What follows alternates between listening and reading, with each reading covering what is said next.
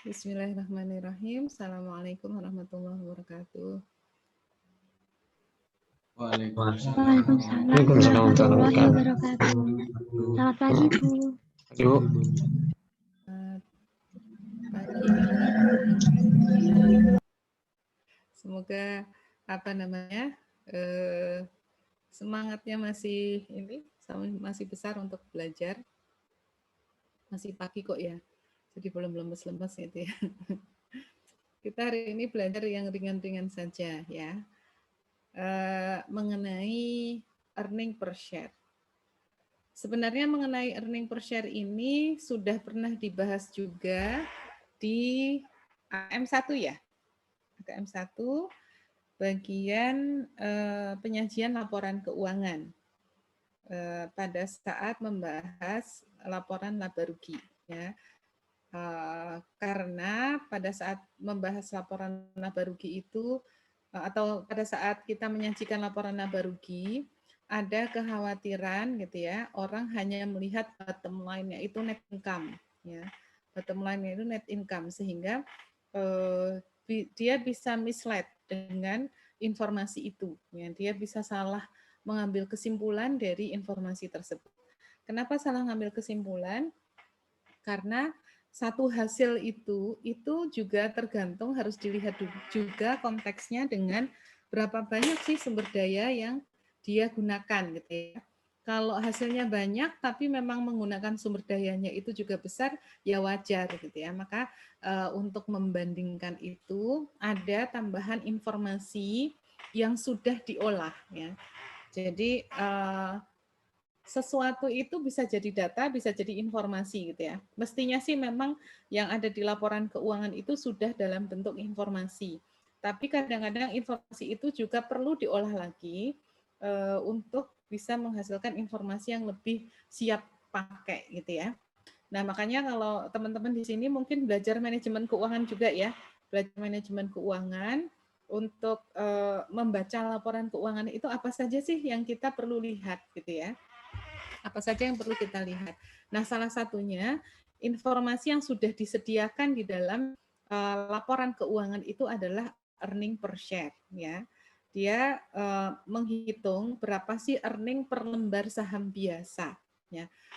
Nah, ngitungnya ini sebenarnya tidak terlalu detail diatur di dalam standar ya, tidak terlalu detail diatur di dalam standar.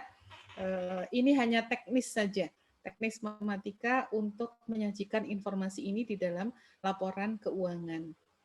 Nah, apa saja yang kita pelajari? Yang pertama adalah saya akan menyampaikan kepada teman-teman mengenai konsepnya EPS dan mengenai struktur modal perusahaan. Sehingga nanti di EPS itu sebenarnya ada dua. Basic EPS itu didasarkan pada jumlah lembar saham yang memang saat ini beredar gitu ya. Ada juga diluted EPS. Ya, diluted EPS. Diluted EPS itu sebenarnya potensi EPS itu mengalami penurunan. Jadi maksimalnya itu berapa sih kalau ada instrumen-instrumen lain yang dikonversi ke menjadi saham biasa itu nanti efeknya ke EPS itu dia bisa turun sampai berapa gitu ya. Hanya saja untuk diluted EPS itu rangkaian pembahasannya itu nggak cuma ngitung EPS-nya saja gitu ya. Jadi harus mempelajari dulu perlakuan akuntansi untuk convertible instrumen ya. Misalnya bonds yang bisa dikonversi ke saham biasa. Itu nanti perlakuan akuntansinya gimana sih, ngitungnya atau efeknya ke EPS gimana, itu enggak dipelajari. Karena ya kami ini saja sih mempertimbangkan bebannya mahasiswa gitu ya. Jadi kalau teman-teman mengatakan bahwa kok STAN ini sama saja sih bebannya ketika offline dan ketika online, enggak. Sebenarnya enggak. Banyak sekali yang kami drop ya. Banyak yang kami drop. Tapi ada juga sih yang di drop tapi ada juga materi yang ditambahkan gitu ya. Karena memang kebutuhan ketika teman-teman bekerja atau kebutuhan untuk mata kuliah berikutnya. Terpaksa nggak bisa di drop nih. Seperti EPS ini, tadinya kami drop gitu kan. Tapi dosen manajemen keuangan mengatakan, wah kalau itu di drop di AKM nanti di manajemen keuangan kesulitan gitu ya. Gitu. Jadi hanya diberikan yang EPS yang dasar saja, yang basic EPS saja ya. Dan bagaimana menyajikan basic EPS.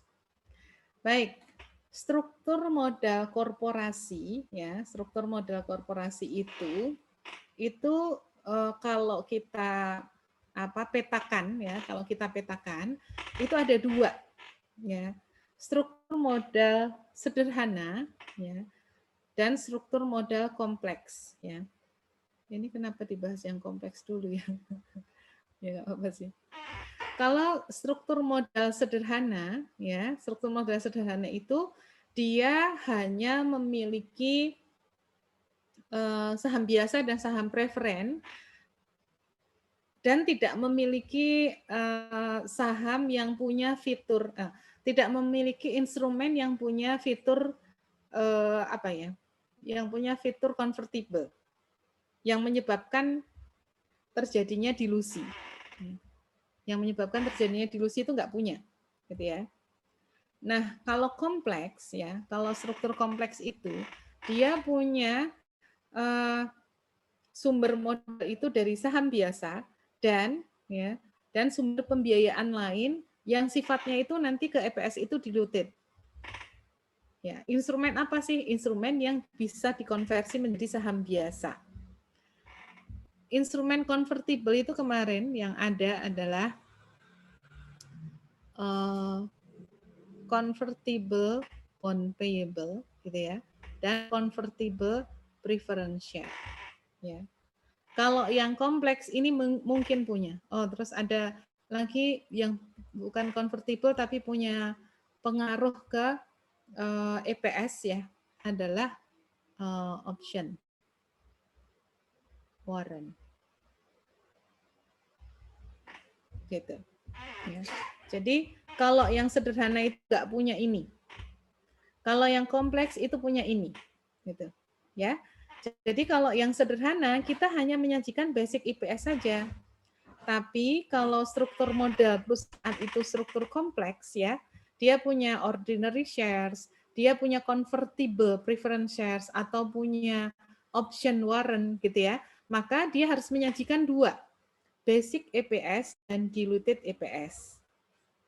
Nah, bagaimana menghitung EPS-nya itu? Ya, menghitung basic EPS itu gimana sih? Menghitung basic EPS itu mudah sekali, ya. Net income dikurangi dengan bagian laba untuk preference.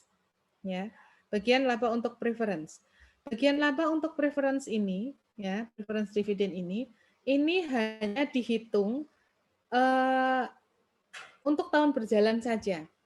Ini beda dengan perhitungan pembagian dividen, berbeda ya.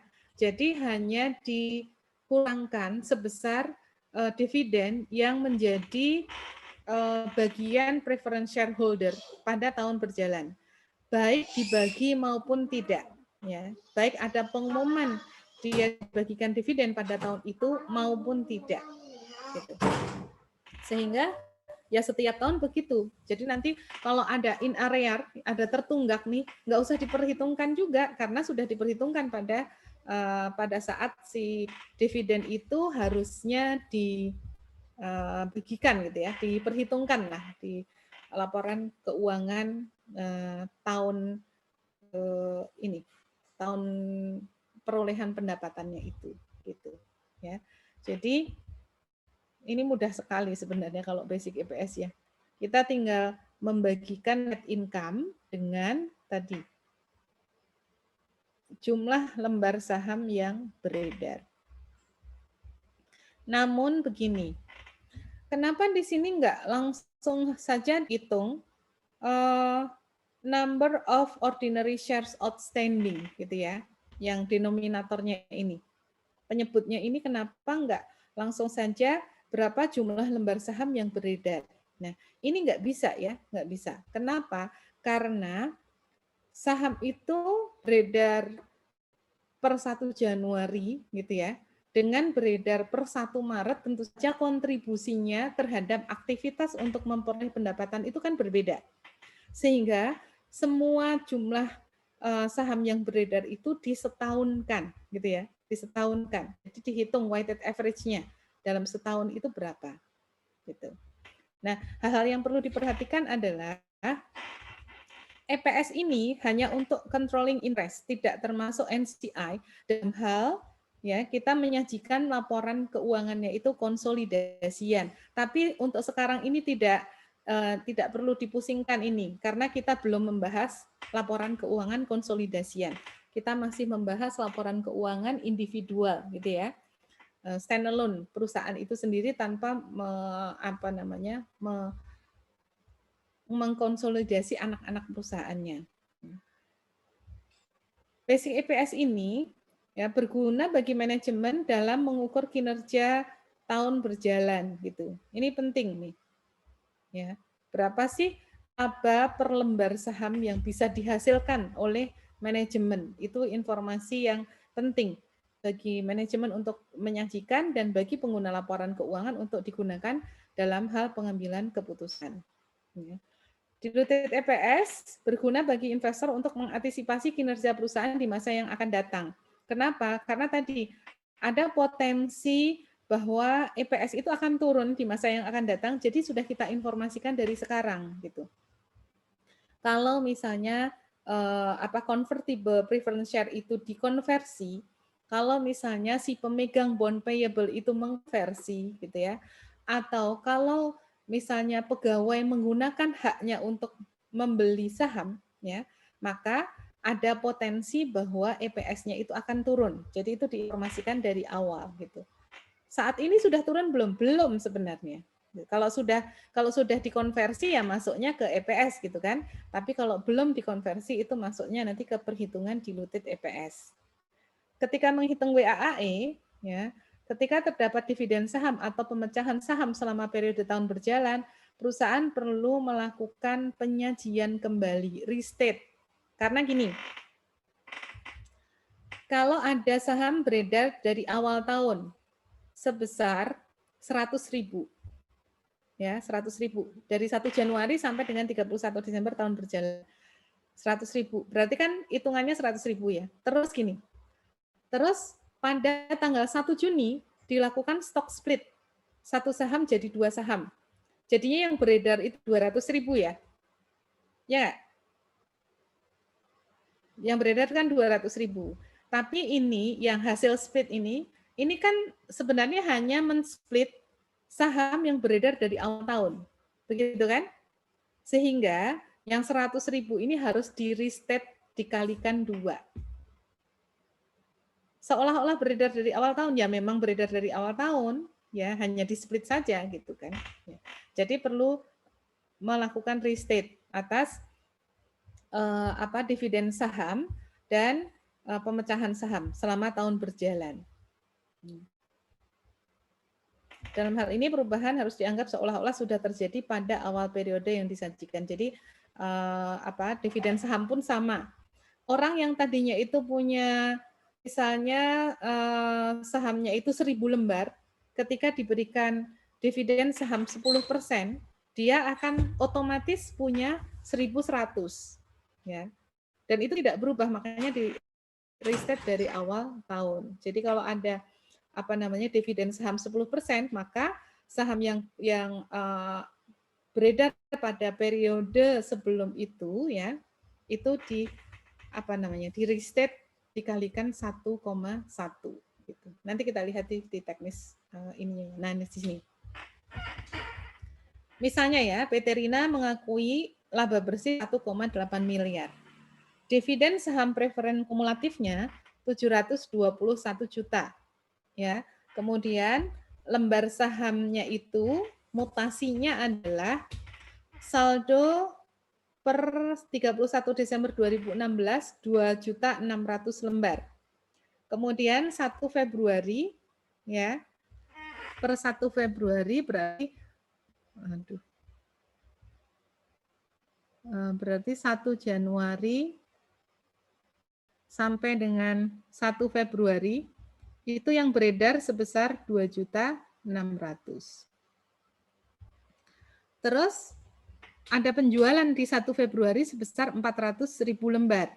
Berarti dari 1 Februari sampai dengan 1 Mei yang beredar jumlahnya adalah 2.200.000. Dijual ya.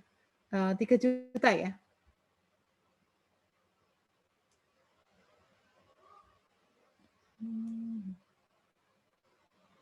2.600.000 ditambah 400. Kok mau dihapus? Ya. 3 juta. Kemudian didistribusikan dividen saham 10% pada tanggal 1 Mei. Sehingga dari 1 Mei sampai dengan 1 September itu yang beredar sekarang 3.300.000. Gitu. Kemudian 1 September ada penerbitan lagi 1.200.000. Sampai dengan 1 November itu berarti yang beredar adalah 4.500.000 lembar. Kemudian 1 November sampai dengan 1 Desember dibeli kembali. Jadi 4.100.000. Kemudian tanggal 1 Desember sampai dengan 31 Desember gitu ya. Saham yang 4.100.000 itu di-split 3 untuk 1. Berarti berapa? 12.300 ya? Gitu. Oh ini ada ya, sudah ada hitungannya. Nah ini kita menghitung weighted average share outstanding-nya itu adalah seperti ini. 1 Januari ya, 2 Januari sampai 1 Februari. Saldo awalnya 2.600.000, tapi karena pada 1 Mei ini ada dividen 10%, maka dia di restate 1 kali 1. Terus 31 Desember ada split 3 untuk 1, maka dikalikan 3. Waktunya beredar sejumlah ini itu berapa? Bulan, 1 bulan. Ya. Jadi ini hasil perhitungan weighted average-nya. Kemudian 1 Februari sampai dengan 1 Mei, yang beredar adalah 3 juta. Ini di restate juga. Dikalikan 3, selama periodenya adalah 3 bulan. Periode outstanding-nya sebesar 3 juta itu. 1 Mei sampai dengan 1 September, karena ada dividen saham 300 ya, maka menjadi 3.300.000. Tapi nggak perlu lagi dikalikan 1,1 karena memang ini sudah merupakan perkalian atau sudah merupakan total saham yang beredar plus saham plus dividen saham. Jadi 3.300.000 di split 3 untuk 1 di 31 di 1 Desember maka dikalikan 3 ya. Di restate menjadi 3 lembar gitu ya, 3 lembar. Periodenya outstanding-nya adalah 4 bulan. Dari 1 Mei, Juni, Juli, Agustus ya, kan 1 September ya. Jadi 4 bulan. Kemudian di 1 September sampai dengan 1 November yang beredar adalah 4.500.000. Dikalikan restatement-nya split 3 untuk 1, makanya dikalikan 3. Kemudian periode outstanding-nya itu 2 bulan. Kemudian tanggal 1 November sampai dengan 1 Desember 4.100.000 ya. Di restate dikalikan 3, outstanding-nya sejumlah itu selama 1 bulan ya. Kemudian yang terakhir 12.300.000 ini outstanding selama 1 bulan setelah split ya. Setelah split jumlahnya adalah 12.300. Maka kita hitung yang beredar 12.300 pada tanggal 31 Desember itu ya, 12.300 itu kalau di weighted average-kan atau disetahunkan gitu ya, itu setara dengan 10.790 lembar. begitu.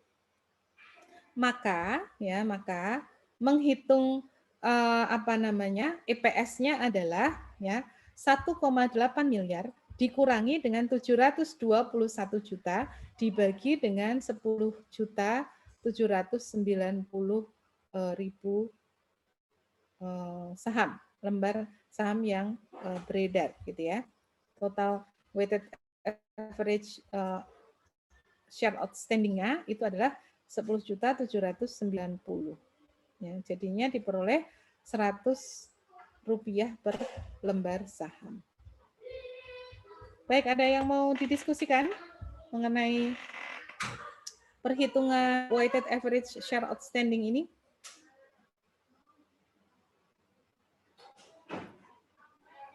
Izin tanya bentar, Bu. Silakan satu-satu. Siapa dulu?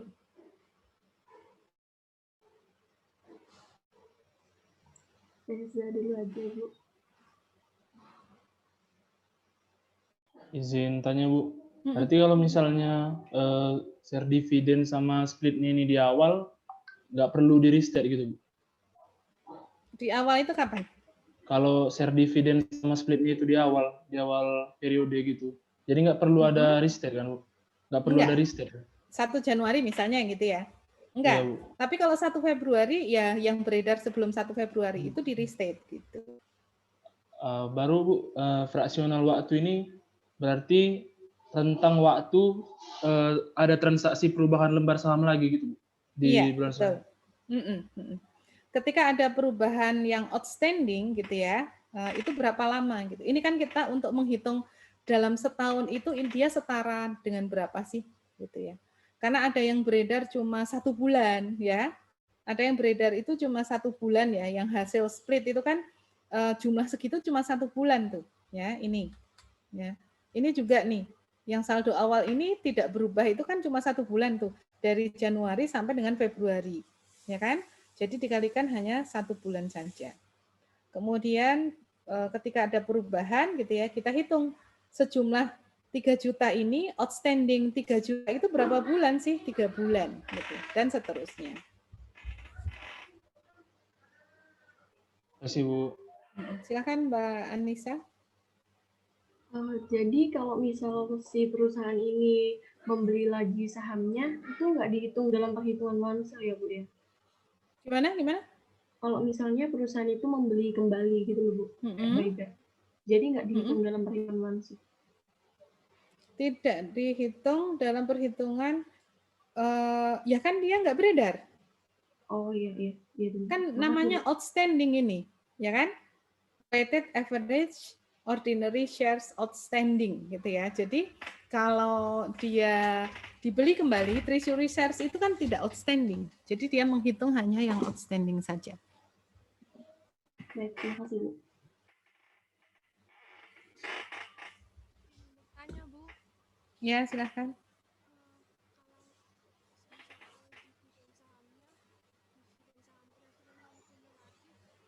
Enggak kedengeran Mbak suaranya. Yang lain dengeran enggak? Tadi ada yang bilang mau nanya gitu. Jika dividen saham preferennya non kumulatif. Suaranya kecil sekali Mbak. Yang lain kedengeran enggak? Saya ketik aja ya Bu. Boleh.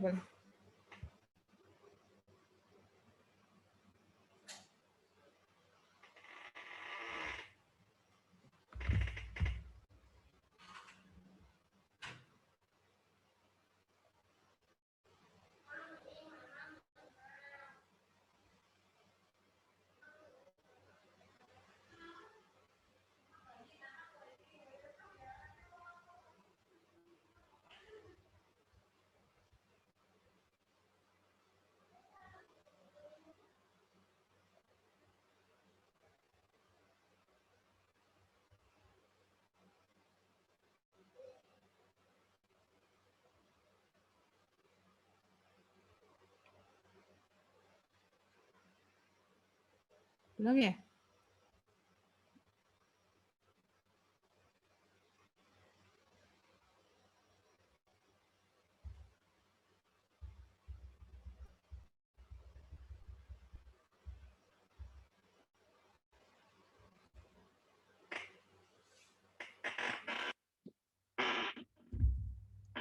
Oke, sambil nunggu. Siapa tadi yang mau nanya? Sudah belum?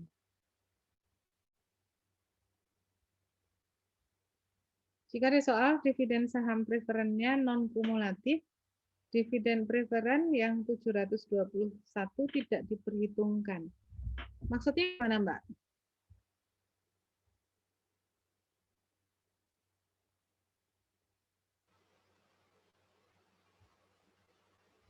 Kenapa tidak diperhitungkan?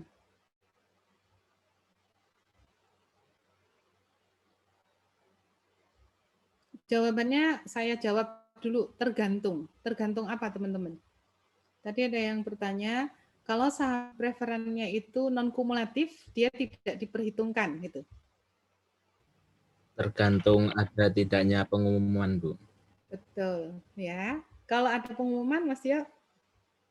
Kalau ada pengumuman pembagian dividen berarti diperhitungkan. Kalau tidak ada berarti tidak, Bu. Tidak, iya. Kenapa begitu, Mas Yo? Karena tidak sebagai pengurang, Bu. Tidak sebagai pengurang net income. Ya kalau nggak diumumkan dan dia tidak kumulatif, ya tidak akan ada bagian laba untuk saham preferen gitu ya. Sehingga tidak dikurangkan dari net income gitu. Ini teman-teman kalau memahami logikanya jadi gampang banget loh. Beneran? Tanya aja Mas Tio. Gampang ya Mas? Jadi pahami logikanya gitu. Ini kan mau menyajikan informasi berapa sih bagian laba perusahaan untuk saham biasa. Meskipun nggak dibagi, sebenarnya nggak dibagi, cuma ngasih tahu saja Anda itu labanya itu per lembar saham itu sekian loh gitu. Ya, jadi kurangkan untuk yang lain-lain dulu gitu. Kalau apa namanya? Kalau interest kan sudah dikurangkan ketika menghitung net income ya. Ya. Mana interest? Ini interest. Nah, di sini ya.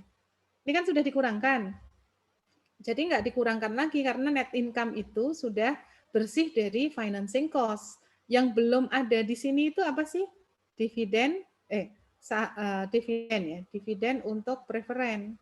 Dividen untuk preferen itu tergantung kalau dia itu non kumulatif, ya kalau nggak ada pengumuman kan berarti tidak ada pembagian dividen gitu ya.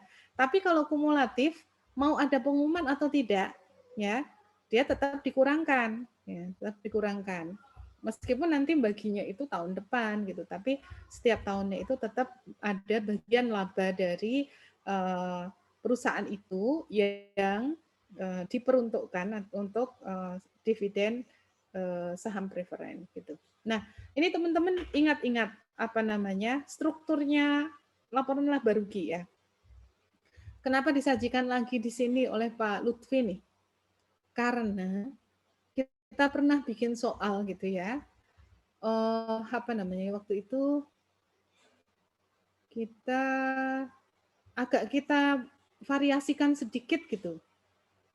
Oh ya, discontinued operation. Kalau ada discontinued operation itu kan harus disajikannya itu secara terpisah. Nanti kita bahas ya. Harus kita sajikan secara terpisah. Itu banyak sekali yang lupa isinya discontinued operation itu apa gitu. Jadi ini apa namanya ya, struktur minimal dari laporan laba rugi. Sales revenue kalau dia perusahaan dagang ya sales revenue atau apa namanya fees revenue, kalau korporasi jarang sih yang jasa ya. Kemudian cost of goods sold diperoleh gross profit, selling expenses, administrative expenses, other income and expense, income from operation. Di sini ada financing cost ya. Kemudian income before income tax, kemudian dikurangi dengan income tax diperoleh income from continuing operation dan discontinued operation. Discontinued operation itu melaporkan dua hal. Ya. Apa? Profit or loss dari penutupan anak cabang, Bu.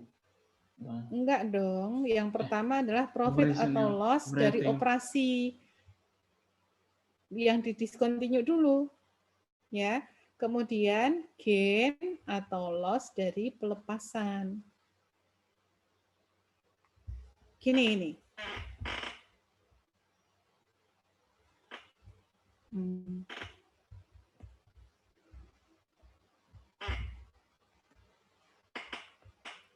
Ini ada satu segmen. Segmen A. Ini ditutup. Keputusan penutupannya itu, ditutupnya itu per 1 Agustus. Berarti dari 1 Januari sampai dengan 1 Agustus beroperasi. Ya kan? Terus ditutup di sini, discontinued kan? Discontinued itu berarti bisa apa perusahaan atas apa namanya segmen bisnis yang dihentikan? Apa yang dilakukan di segmen bisnis tersebut diapain? Sumber dayanya deh, sumber dayanya diapain? Dijual. Langsung dijual ya? Direstrukturisasi bisa, ya. Misalnya asetnya itu tadinya di Jawa Tengah. Terus yang divisi Jawa Tengah itu tutup, pindah ke Jogja gitu. Itu restrukturisasi namanya gitu ya. Tapi bisa juga dijual ya. Nah, ini masa pelepasan nih. Pelepasan aset-asetnya. Nah, maka yang dilaporkan di discontinued operation itu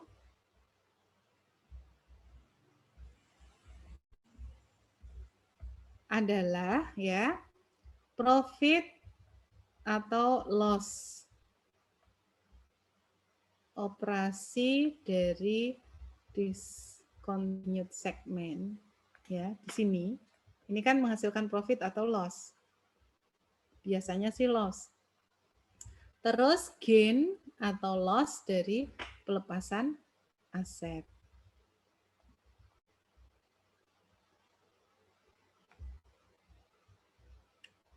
Dan pelaporannya adalah net of tax. Harus diingat itu. Kenapa harus net of tax?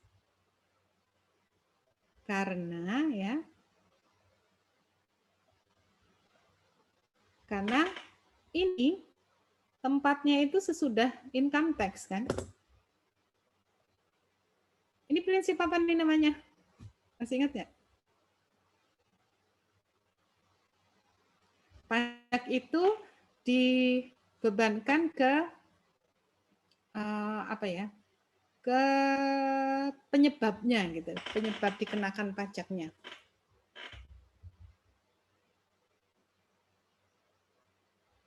Masih ingat ini nggak?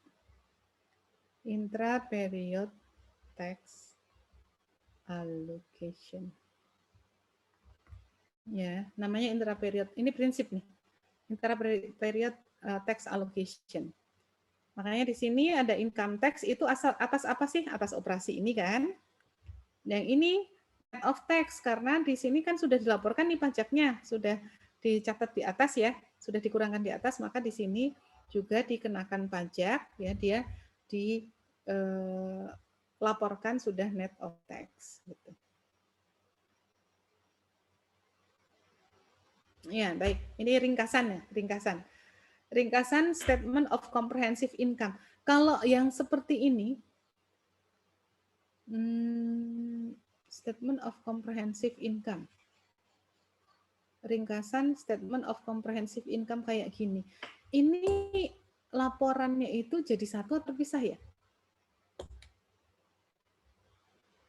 Cara penyajian laporan laba rugi dan laba komprehensif itu gimana? Masih ingat nggak teman-teman?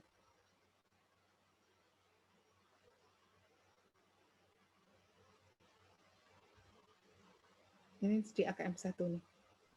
Digabung kalau tidak salah. Kalau yang ini digabung ya. Ini digabung. Meskipun ya lanjutannya nggak ada sih ya. Comprehensive income-nya kita nggak tahu. Kalau di Indonesia strateginya penyajian laporannya gimana? Laba rugi dan comprehensive income itu.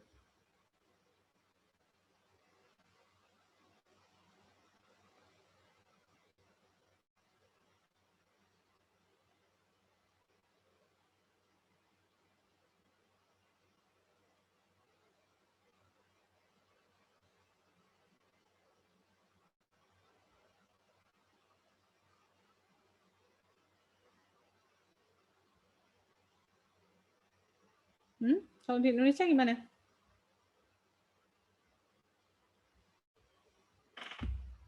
Kalau di Indonesia sama digabung, tapi judulnya berbeda. Judulnya adalah income statement and gitu.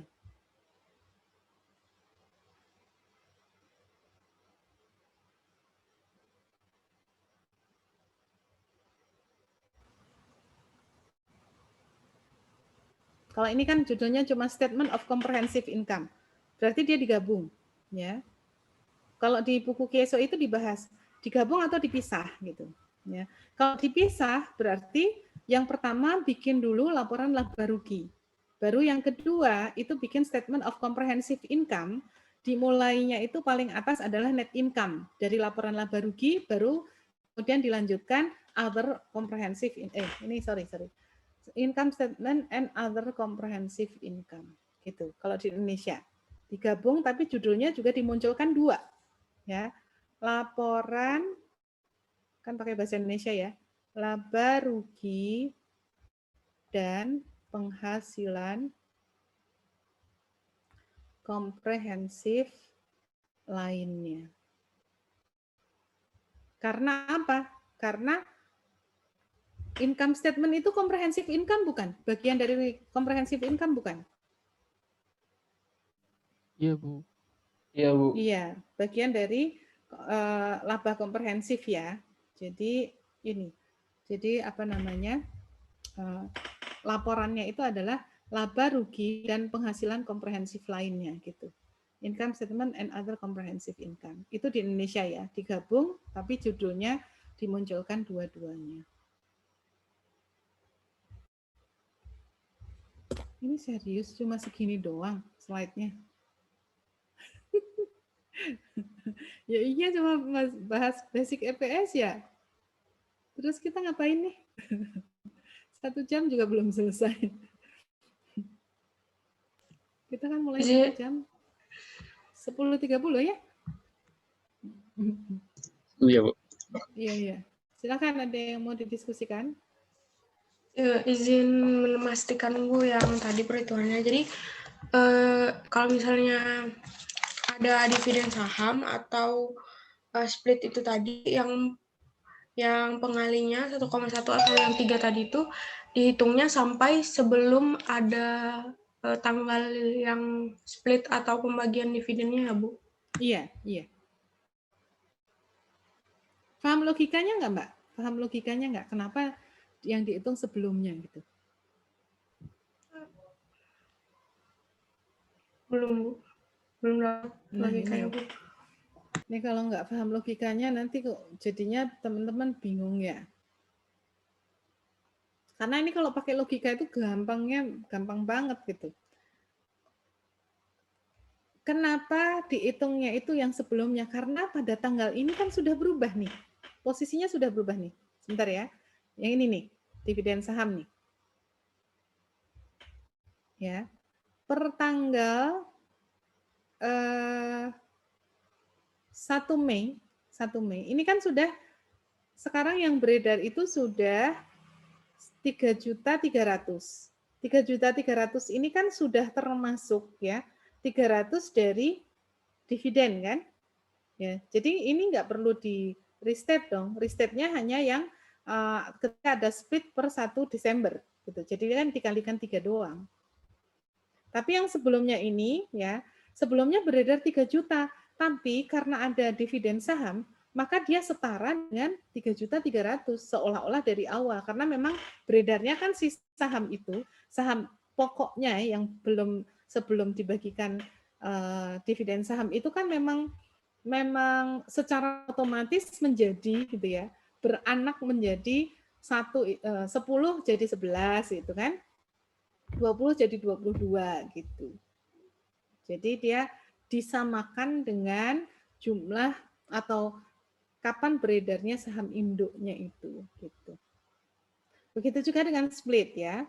Yang per 1 Desember kan sudah 12.300.000. Ini sudah sales split, maka yang sebelumnya ya 4.100.000 ini sebenarnya setara dengan berapa?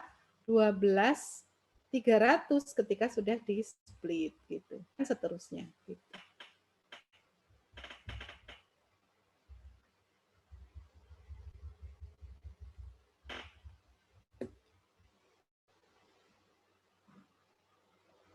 Baik, ada ini latihannya sudah saya post ya di LMS ya. Ada latihan lain yang mau dibahas? Yang kemarin dulu, yang pekan kemarin dulu ya. Yang materi apa itu?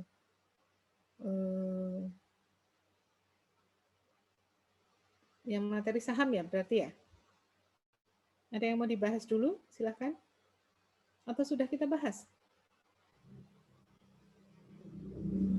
Bu, izin Bu, sebenarnya saya mau bertanya terkait istilah saja sih Bu. Kalau di soal yang kemarin di time 4 itu ada stock split off ya Bu. Nah itu saya cari di Gyoso stock split off kok nggak nemu-nemu gitu ya Bu. Terus saya cari di Google split off itu rupanya jadi seperti misal PTA. PTA itu melakukan split off. Jadi PTA nanti membentuk PTB dan PTC, tapi PTA-nya bubar Bu. Nah split off seperti itu. Itu kalau split off ya. Iya Bu. Itu Nah kalau kalau split stock off ya. Enggak, sebenarnya lebih tepat istilahnya itu stock split, bukan split off. Jadi stock split sama split off itu beda. Kalau split off seperti tadi, dia perusahaannya itu pecah, tapi perusahaan induknya hilang gitu, ya Mas. Iya Jadi Bu, betul Bu. tadi itu A kan jadi B dan C, tapi A-nya hilang gitu. Itu split off. Tapi kalau yang dimaksud di situ mungkin typo saja ya, harusnya stock split bukan split off. Oh iya Bu, siap-siap Bu. Jadi emang tipe ya Bu, bukan karena apa ya kayak istilah yang dipersamakan dibenarkan gitu seperti itu, bukan ya Bu? Oh iya ya. Baik Bu, terima kasih Bu. Itu juga Maulana ada pertanyaan Bu di kolom chat Bu. WAAE itu apakah sama dengan weighted average number of ordinary shares? Sama Mas. Sama. Di buku yang beda mungkin akan menemukan istilah WAAE gitu ya.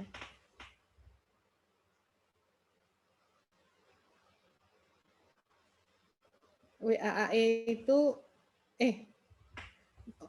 ini WAAE yang di expenditure ya maksudnya ya beda lah kalau sama itu. Kalau WAAE, kalau saya tidak menyebut WANSO memang weighted average share outstanding, WASO biasanya, bukan WANSO ya. Kalau WAAE itu accumulated expenditure, beda lagi. Expenditure yang di ini kan di weighted average kan gitu. Sama sih sebenarnya konsepnya itu, menghitung pengeluaran itu disetahunkan. Sama dalam hal konsep, tapi penggunaannya berbeda. Kalau WAAE itu untuk menghitung bunga ya, menghitung bunga. Kalau weighted average share outstanding itu yang dihitung adalah saham. Menghitung, ini matematika sebenarnya, matematika. Kan kita nggak bisa menyamakan satu yang terbit di 1 Januari dengan satu yang terbit di 1 November gitu kan. Sehingga yang satu terbit di 1 Januari itu kita bisa hitung 12/12. Ya kan? Yang satu terbit di 1 November itu hanya 2/12 nilainya gitu. Nah, kalau WAAE itu untuk expenditure ya, tapi kalau untuk di sini kita menghitung weighted average share outstanding. Yang dimaksud sama itu adalah konsepnya sama, ya.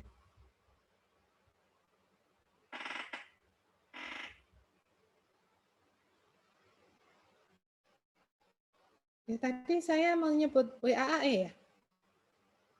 Saya salah sebut WAAE ya. Kenapa bertanya WAAE? Iya, Mas. Oh iya, sorry. Di slide-nya ya. WASO ini harusnya. Weighted average, kalau di sini sih Wanso ya.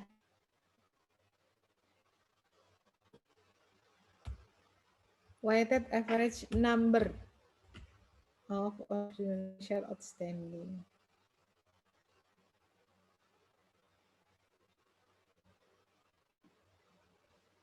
Ini maksudnya Mas ya?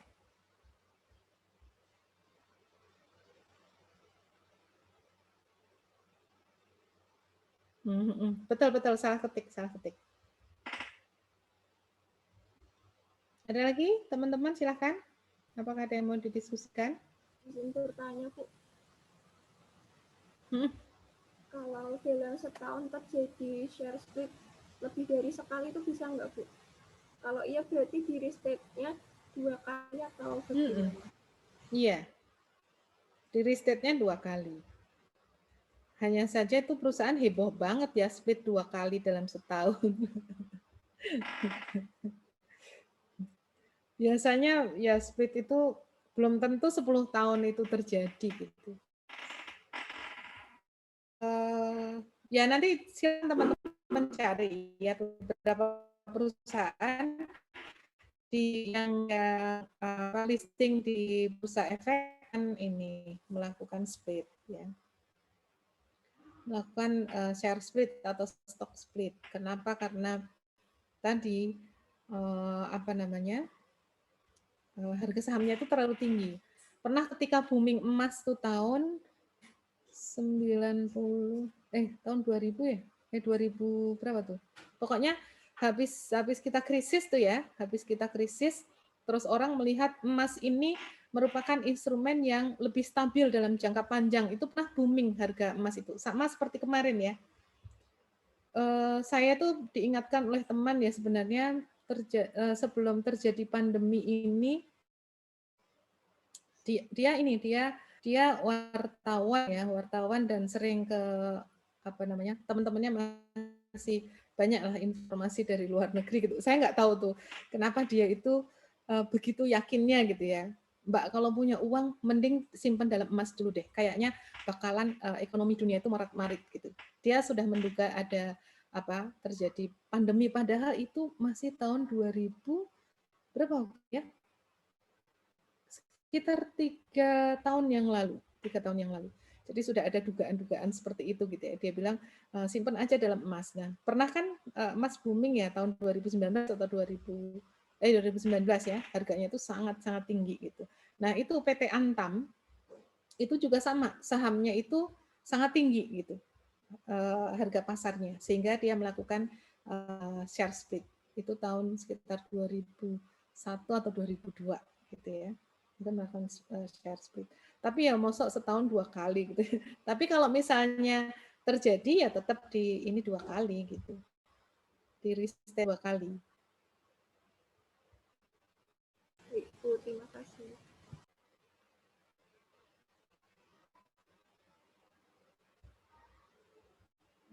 Ada lagi? Izin bertanya, Bu. Silakan. Berarti apa kalau treasury share terjual termasuk ke perhitungan untuk WASU itu juga, Bu? Kalau treasury shares itu dijual, dilepas kembali ya? Ya, Ya iya, kan berarti yang outstanding-nya nambah. Ya. Ya, Bu. Yang outstanding-nya nambah, jadi ya ditambahkan gitu. Terima kasih, Bu.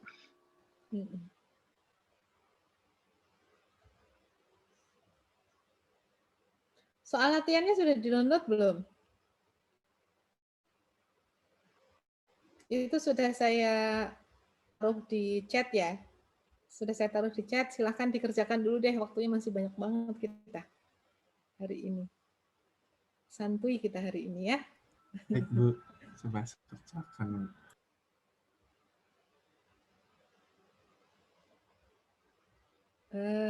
Yang dikerjakan yang ini dulu saja deh, yang konsep-konsep kan gampang. Maksudnya bisa dibaca lagi di buku ya. Mulai dari soal IC aja. Soal IC, soal 1 dan soal yaudah semuanya aja deh. Cukup ini waktunya ngerjain 3 soal itu ya. Videonya boleh tutup dulu, silahkan dikerjakan ininya. Soalnya sambil saya tunggu dulu ya. Pokoknya kerjakan dulu sendiri. Dikerjakan sendiri dulu, baru nanti kita bahas. Kalau langsung dibahas nanti ada yang ngerjain. Silahkan bahas ini dulu, dikerjakan dulu ya. Saya tutup kok.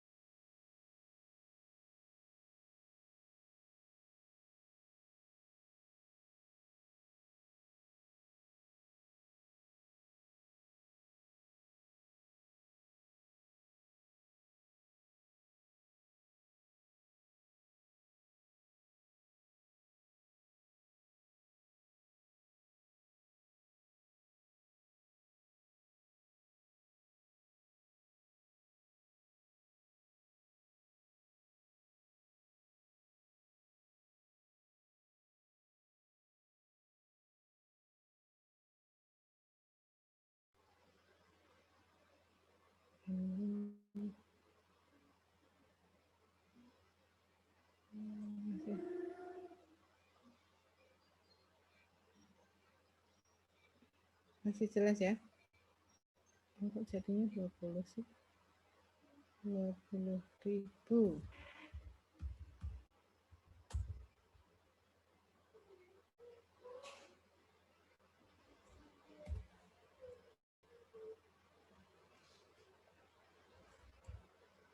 Oh, harusnya tadi dipisahin.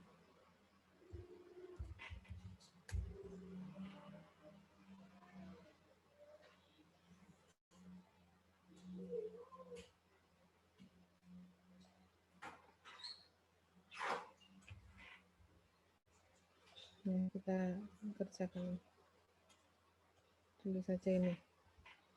Ya. Untuk soal 1 ya, dia punya saham beredar di awal itu 20.000 lembar saham biasa, kemudian juga punya 1.000 lembar. Kemudian transaksi mengenai ekuitasnya pada tanggal 2 April menerbitkan 5.000 lembar saham biasa. Jadi 1 Januari sampai dengan 2 April itu posisi saham yang beredar itu adalah 20.000, kemudian nanti kita lihat ya di sini ada stock split 2 untuk 1 ya. Kemudian ada pembayaran dividen saham biasa 10% sehingga restatementnya itu 2 kali ya. 1,1 ya untuk penerbitan dividen saham biasa dan stock splitnya itu dari 1 saham menjadi 2 gitu. Jadi yang 20.000 beredar di awal ini sama dengan gitu ya, sama dengan 22.000 per tanggal 1 Juli dan 22 kemudian menjadi 44.000 per 1 Oktober. Tapi ini beredarnya itu sejumlah ini gitu ya, sejumlah 20.000 ini hanya dari 1 Januari sampai dengan 2 April. Sehingga dikalikan berapa fraksinya? Fraksi tahunnya. 3/12 ya? Iya, Bu. Ya, Bu. Ini dikalikan 3/12. Jadi 11.000. Kemudian pada tanggal 2 April menerbitkan 5.000 lembar saham.